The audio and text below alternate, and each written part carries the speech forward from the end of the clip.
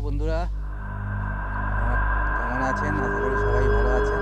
আজ একটা নতুন জায়গাতে আমি এসেছি, চাকদা রায়বাড়ি। ভগ্নপ্রায় অবস্থায় পড়ে আছে বাড়িটা। প্রায় আনুমানিক 300 বছরের পুরনো বাড়ি, লোকমুখেই শোনা। খুব সুন্দর লাগবে। বাড়িটার ভেতরে আমি ঢুকছি, আপনাদেরও দেখাচ্ছি। একটা নতুনত্ব জায়গা। আপনাদের সময় পেলে আপনারা চলে আসবেন। আমি ডিটেলসে কীভাবে আসবেন আমি পোর্টালটা আপনাকে বলে দেবো। চলুন ভেতরে গিয়ে দেখা যাক কী আছে বাড়ির ভেতরে।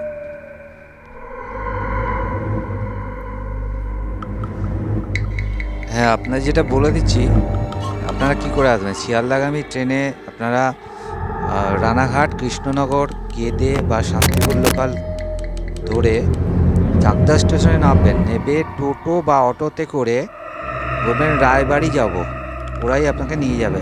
ভাড়া ওই 15 টাকা মতো নেবে। চলুন তাহলে জেনে নেওয়া যাক এই বাড়ির সম্বন্ধে। এই বাড়ির বয়স আনুমানিক প্রায় 300 বছর। এই রায় জমিদার বাড়ির একটা বিশেষ ইতিহাস আছে। আর এই রায় জমিদার বাড়ির নামকরণ হয় জমিদার কেদারনাথ রায়ের নামে। ওনার কেদারনাথ রায়ের বংশধর ধীমান রায়ের 7 পুত্র ছিল। 7 পুত্রের মধ্যে তলা রায়, গ্রীন রায়, নেপাল রায়, রমা রায়, অর্জুন রায়, বিজয় রায় এবং বলাই রায়। এই 7 পুত্রের মধ্যে সবথেকে বড় পুত্রের নাম ছিল তলা রায়, এবং এই তলা রায় এই বাড়িটি নির্মাণ করিয়েছিলেন। কথিত আছে মুর্শিদাবাদ থেকে মিস্ত্রি এসে বাড়িটি নির্মাণ করেছিলেন, এবং নির্মাণ করার সময় এই বাড়িটি তলা রায় মা মিস্ত্রিদের একটি পাকা কাঁঠাল খেতে দিয়েছিলেন। সেই কাঁঠাল খেয়ে মিস্ত্রিরা এই কাজ শুরু করেন এবং কাঁঠালে একটি বীজ তারা বপন করে দিয়েছিলেন। কাজ শুরু হওয়ার পর কাঁঠাল গাছটি ধীরে ধীরে বড় হয়, এবং শোনা যায় কাঁঠাল গাছের যে বীজটি তারা মাটিতে পুঁতেছিলেন সেই গাছ থেকে একটি গাছ জন্মায়, এবং গাছটি বড় হয়ে কাঁঠাল হয়, এবং সেই কাঁঠালের বীজ বড় হওয়া গাছের কাঁঠাল খেয়ে মিস্ত্রিরা কাজ শেষ করেন। মুর্শিদাবাদ থেকে যখন এই মিস্ত্রিরা এখানে এসেছিলেন বাড়ি তৈরি করার জন্যে, তখন তাদের বয়স অল্প ছিল, কিন্তু যখন তারা এই কাজটি শেষ করেন তখন তারা যথেষ্ট বয়স হয়ে গিয়েছিল। বন্ধুরা, তাহলে বুঝতে পারছেন কত বছর ধরে এই কাজটি হয়েছিল। এই জমিদারের প্রায় 1200 বিঘা জমি ছিল। এই বাড়িতে 24টি ঘর আছে, এবং বাড়ির সামনে 12টি ধানের ঘোলা ছিল। এই রায়বাড়িতে 2টি পালকি ছিল, তার মধ্যে একটি ছিল 6 জন বিয়ারা টানত, এবং অন্য পালকি যেটা ছিল সেটা 8 জন বিয়ারা নিয়ে যেত। তাহলে বুঝতে পারছেন এই ফ্যামিলির কতজন মেম্বার ছিল। আমরা এখন সেই ঘরগুলির সামনেই দাঁড়িয়ে আছি। দেখতেই পাচ্ছেন ঘরগুলো সব ভগ্নদশা এই মুহূর্তে, কেন কি এখানে যে সমস্ত বংশধর ছিল তারা এখন আর এখানে থাকে না। তারা ম্যাক্সিমাম কলকাতায় আছেন, এবং 1-2জন যারা আছেন তারা চাকদা স্টেশনের কাছাকাছি তারা বাড়িঘর বানিয়ে রয়েছেন। এই জায়গাগুলি ধীরে ধীরে সব যে জমিগুলো ছিল ধীরে ধীরে বংশধররা বিক্রিও করে দিয়েছে অনেক অংশ। তবু এই বাড়িটি এখনও পড়ে আছে, যেহেতু এটি অনেকজন শরিকের ভাগিদার আছে বলে ভগ্নপ্রায় অবস্থা। এই দেখতে পাচ্ছেন আপনাদের সামনে যে ঘরগুলি দেখাচ্ছি, সামনে যে ফাটকটি আছে এটা দিয়ে ঢোকা যায়, এবং এই সামনে একটা সুন্দর একটা বড় উঠান রয়েছে, যে উঠানেতে সেই সময়তে কোনো অনুষ্ঠান বা ধান শুকানো বা বিভিন্ন রকম কাজকর্ম এখানে হতো। এই বাড়িতে আর কেউ থাকে না। চলুন ভেতরে ঢুকে দেখি আরও কি কি আছে। এই যে ঘরগুলো দেখছেন, ঘরগুলো উপর দিকে দেখুন, সমস্ত সেই সময়কার একরকম যাকে টাইলস বলা হয়, আজকে আমরা যেটা টাইলস বলি, সেই রকম জিনিস দিয়ে এগুলো ঘরগুলোকে তৈরি করা হয়েছিল, এবং পরিবর্গাও আছে এতে। ঘরগুলো এখন ভগ্নদশায় অবস্থা, খুব বিপজ্জনক অবস্থায় রয়েছে। প্রচুর অংশ ছাদ ভেঙে গেছে, দেখতেই পাচ্ছেন সম্পূর্ণ পরিত্যক্ত অবস্থায়। সামনে এটাকে কুলুঙ্গি বলা হয়, কুলুঙ্গি দুখানা রয়েছে এবং এই যে টানা একটা লম্বা দেখছেন যে রো রয়েছে, এর উপরেও ছাদ ছিল এক সময়, কিন্তু ছাদটা পুরো ভেঙে নেবে গেছে, মাটিতে ধসে পড়েছে। অবস্থা খুবই খারাপ। আর কিছু বছরের মধ্যে হয়তো এই বাড়িটা সম্পূর্ণ ভগ্নস্তূপে পরিণত হবে, কেন কি কোনো সংস্কারের তো বিষয় নেই। প্লাস্টার সব চটে পড়ে গেছে। চলুন দেখি বাড়ির পিছন দিকে কি আছে, দেখা যাক। বাড়ির পিছন দিকে আপনার অনেক গাছপালা আছে, জায়গাও আছে, বাগান বলা যায়। এইখানে আছে আপনার পিছন দিকে একটা পুকুরও আছে, দেখতে পাবেন, আমি দেখাবো একটু বাদেই। এই দেখুন পেছনে বিস্তীর্ণ জায়গা, যেখানে জনমানুষ কোনো বসতি নেই। এখনও এদের জমি প্রচুর পড়ে আছে, যেখানে শুধু গাছ ভর্তি, বিঘা বিঘা জমিতে এখনও পড়ে আছে, প্রচুর জমি পড়ে আছে। দূরে দেখতে পাচ্ছেন গাছের পাশেই দেখা যাচ্ছে, সাদা সাদা লাগছে, ওইটা ওইখানে পুকুর আছে, একটি বড় পুকুর আছে।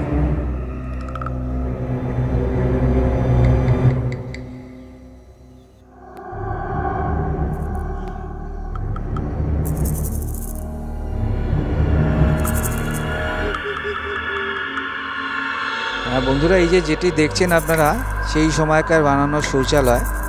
এবং বাড়ি থেকে সেই সময় শৌচালয়গুলি আলাদাভাবেই থাকতো, এখন যেমন অ্যাটাচ করা হয়, তখনকার সময় মানুষরা অ্যাটাচ থাকতো না, বাইরে থাকতো শৌচালয়। আমি এখন এই মুহূর্তে সিঁড়ি ভেঙে উপরে উঠছি, দেখাবো আপনাদের বাড়ির উপর থেকে দৃশ্যগুলো, খুব ভালো লাগবে। চলুন দেখে নেওয়া যাক দৃশ্যগুলোকে। দেখেছেন সিঁড়িগুলো কীরকম, সম্পূর্ণ ইটের তৈরি সিঁড়ি।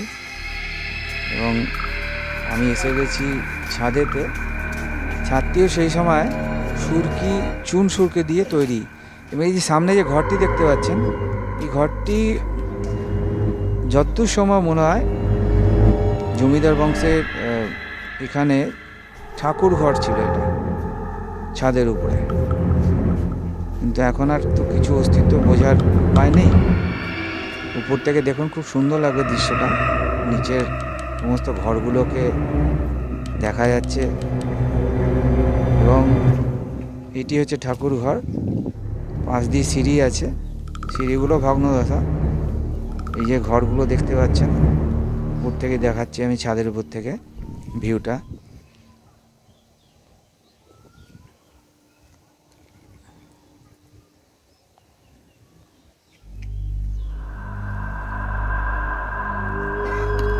এখানে এখন অনেক মানুষ আসে, ঘুরতে আসে, দেখার জন্য, কেন কি একটা ঐতিহ্যপূর্ণ জিনিস আস্তে আস্তে কালের গহ্বরে তলিয়ে যাচ্ছে। এক সময় হয়তো এর কোনো অস্তিত্বই থাকবে না। আজও পর্যন্ত যেটুকুনি বেঁচে আছে সেটুকুনি ছবি আপনাদের সামনে তুলে ধরলাম। আগামী কয়েক বছরের মধ্যেই হয়তো ধ্বংসস্তূপে পরিণত হয়ে যাবে। ছাদটি বিশাল ছাদ, দেখতে পাচ্ছেন। এবং এই যে সামনে যেটা দেখছেন, এটা কিন্তু আপনারা যে মেন দরজা ছিল তার উপরের এই ডিজাইনটা, অনেক অংশ ভেঙে গেছে। এই যে এখানে একটা সিঁড়ি আছে, ঠিক ঠাকুর ঘরের পাশ দিয়ে, এটাই ঠাকুর ঘর ছিল।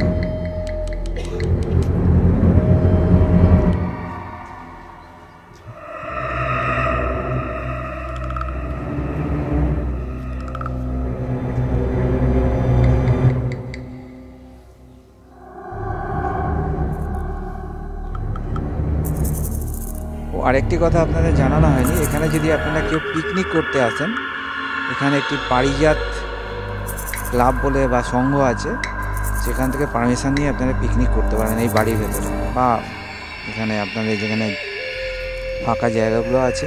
এখানে আরেকটা দেখুন, বাড়ি ছিল সম্পূর্ণ ধ্বংস হয়ে গেছে,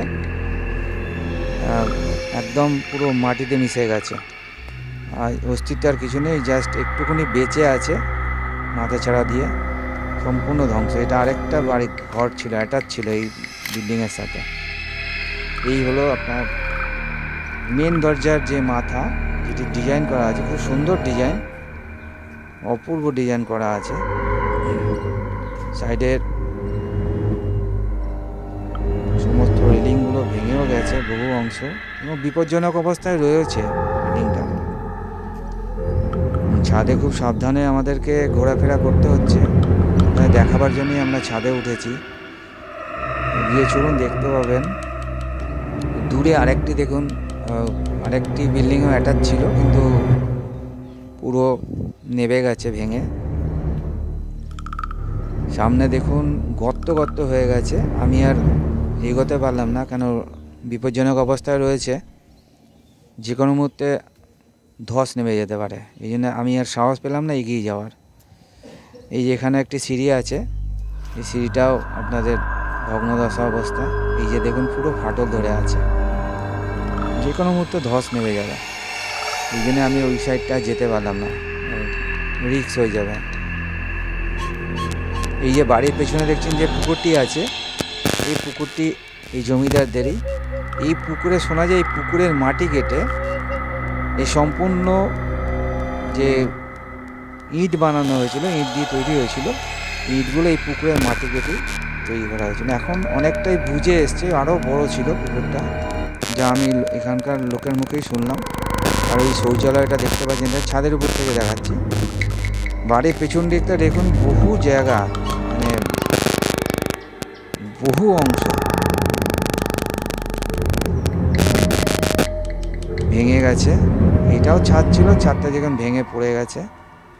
দেখাবার চেষ্টা করছি, দেখুন উপর থেকে দেখাচ্ছি, যেটা আপনার নিচে থেকে দেখিয়েছিলাম যে একটা করিডোর টাইপের। দেখুন এটা পুরো ভেঙে নেমে গেছে, আর এ নেই, ছাদ নেই, ছাদ পুরো ভেঙে গেছে। আপনারা যদি সময় করে আসতে পারেন এখানে খুব ভালোই লাগবে। তবে যখনই আসবেন সকালের দিকে আসবেন, কেননা বিকেল 5টার পর এখানে কিন্তু এই বাড়ির ভেতর ঢোকা কিন্তু নিষেধ আছে। বাড়ির ভেতর 5টার পর কাউকে ঢুকতে দেওয়া হয় না। দেখুন কীভাবে কড়িবর্গার ছাদ ছিল সেই সময়। আমি মেন দরজা দিয়ে ঢুকে দেখাচ্ছি এই জিনিসগুলো। মেন দরজার দিকে এলাম, এইখান দিয়ে সিঁড়ি, পুরো চারদিকে ঘেরা বারান্দা,